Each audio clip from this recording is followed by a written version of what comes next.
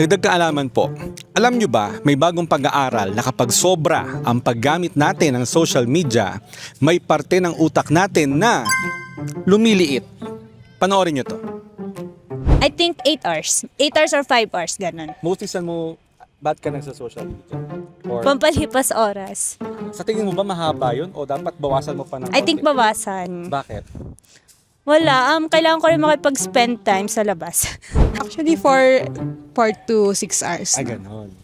Sa tingin mo ba sapat na yun or parang bawasan mo pa? O baka naman puro ka social media na yan?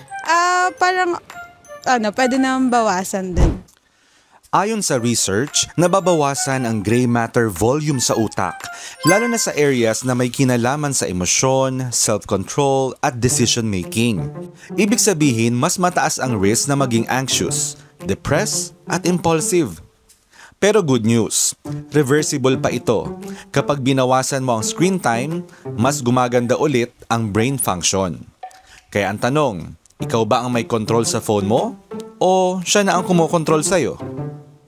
Hindi naman masamang gumamit ng social media, pero kapag sobra na, hindi na po biro ang epekto nito sa atin. Sana may natutuhan kayo at laging tatandaan, mapalad po ang tao na nakakasumpong na karunungan at ang tao na nagtatamo ng kaunawaan.